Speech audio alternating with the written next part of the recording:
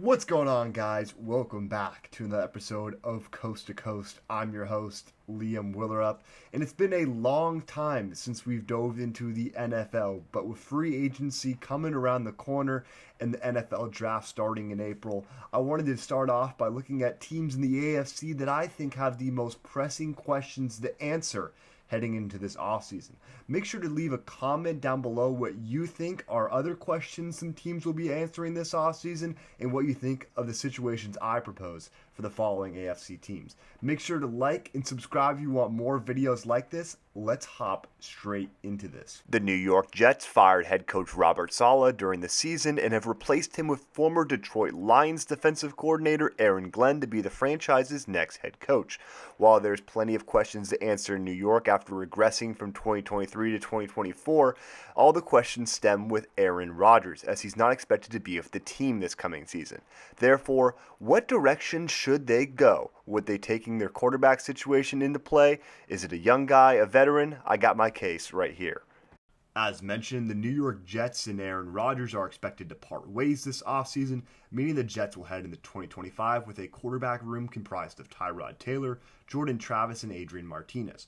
While some people have talked up Jordan Travis as potentially being an option for them going forward, I view this room as a very low ceiling, low floor situation. And I think there are some players they can go out and to attack this offseason that are going to be able to improve the ceiling of this room going forward. Starting off at number one is Alabama quarterback Jalen Milroe. While he's not as polished as a passer as you'd like and hasn't had great showings at the Senior Bowl in Mobile and the NFL Combine, he's likely going to fall as a day two pick, but you can't overlook the few physical traits that this man has. He probably can run within the 4.3s on a 40-yard dash if he was tested, but the passing isn't where you want it to be. Therefore, in this situation, the Jets would start Tyrod Taylor next year, probably be a middle of the pack team that's probably going to end up out of the playoffs and maybe picking back in the top 10. But if Milroe can develop into a lesser version of Lamar Jackson, that would be the most ideal thing. Obviously, I'm not saying MVP, all-pro type player, but more that side than the Anthony Richardson side of things. Another interesting option to look at is Green Bay quarterback Malik Willis. He saw time starting with Jordan Love out last year, and he showed flashes. While it wasn't promising with his time in Tennessee, it might be time for a second chance with Malik Willis. And again, another situation where you play him alongside Tyrod or they battle for the starting quarterback spot during the offseason. Then another option, Joe Milton from the New England Patriots, a guy that has flashed and wowed people with his arm talent and had a great showing in the end of the season with the New England Patriots in his one start. Maybe they throw a pick out there and say, hey, we're willing to take a chance on Joe Milton. And if he can become the player people think he can be, it's going to be scary. Obviously, the arm talent, incredible, but there's a lot of other questions, red flags about his medicals, other stuff, but another intriguing option. But the most likely option, in my opinion, on what this New York Jets team should do is wait till 2026. There's going to be a plethora of quarterbacks that I think are going to be very talented in that class. Obviously, Arch Manning, a name to look out for, but also Cade Klubnik out of Clemson. He's a dark horse, not even a dark horse, he's a front runner for the Heisman Trophy next year, even guys like Carson Beck and so forth. So that would be my answer for the New York Jets. Wait till 2026, maybe take a swing on a guy like Malik Willis, Jalen Milroe if he falls to where you think he should, and wait till 2026 to attack your franchise guy and go from there.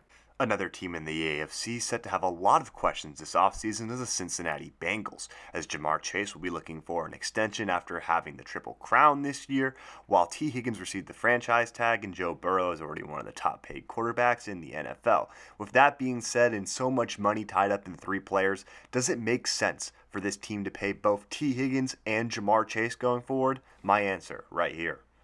There's no denying that Joe Burrow, Jamar Chase, and T. Higgins are a very talented group of players, but at the end of the day, the three of them combined take up 33.7% of the team's cap space, and that's pending Jamar Chase, who hasn't signed a massive extension that he's expected to sign that will likely make him the highest paid wide receiver in the NFL given his production from this past season.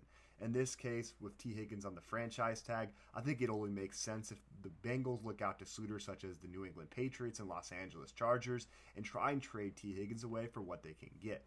Also, in this draft, I think they should look at addressing not only wide receiver, but running back, as Chase Brown is expiring after the 2026 season, and are they willing to be able to pay him $10+ million for his production.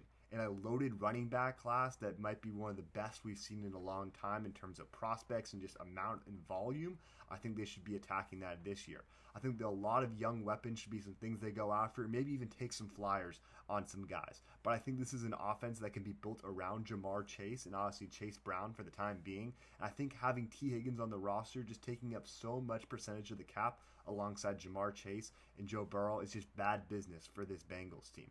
So obviously we'll see what happens, but if I'm in this situation, I think you trade T. Higgins away, try and get a second round pick, and build up some younger guys in the draft and take some flyers on some guys in free agency that can help turn this team around and get back into the playoffs and even back to a Super Bowl level that this team was at just a few seasons ago. Last but not least, we had the Los Angeles Chargers, who in the first year under head coach Jim Harbaugh went 11-6, but got embarrassed in the playoffs by the Houston Texans, losing 32-12. A big reason for that was there wasn't much offensive production outside of Lab McConkey, and Justin Herbert did throw 4 interceptions. But the case is this offseason, where should this team address on offense in order to build a better team around Herbert and McConkey and this run-heavy offense that Harbaugh wants to run?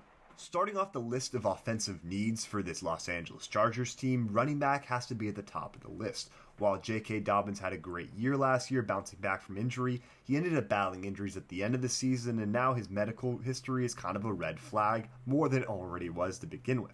Now, the 2025 NFL Draft is set to be loaded with running back talent, and I think they could even start in the first round by going and getting a guy like Amari and Hampton out of UNC, or even wait for the later rounds to get maybe a big bully back like Damian Martinez, or even take a flyer on a guy like Ollie Gordon, who was the Doak Walker winner in 2023. Then moving down the list to tight end, I think it's another position that you could draft within the first 2 rounds. I'd look at guys like Elijah Arroyo out of Miami, Mason Taylor out of LSU, just Harold Fannin Jr. fit what this team wants to do. I think running back and tight end are 2 positions that this team should look for in the NFL draft and even consider using their first 2 picks on those positions.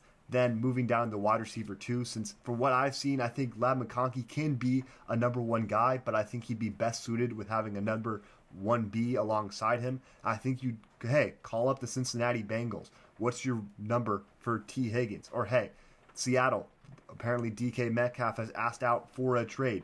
What is their price for DK Metcalf? I think there's a lot of teams around the league that you could be able to throw 1-2 draft picks to, and you can get a high quality guy to play alongside Lab McConkey. Obviously, going forward into this offseason, it's going to be big how they try and build this team around Justin Herbert, because he is a promising guy. He's shown flashes, but he needs to have more consistent weapons instead of guys like Quentin Johnson, who had flashes this time this year, but he's also had his bad moments, drops, all that kind of stuff that you don't want to see. McConkey, he can be a franchise wide receiver 1 like they had for Keenan Allen for such a long time. But can they get another guy alongside him to make themselves real threats in the AFC, especially in the AFC West, going up against the Broncos and the Chiefs, who are positioned to be very good for these next couple of seasons?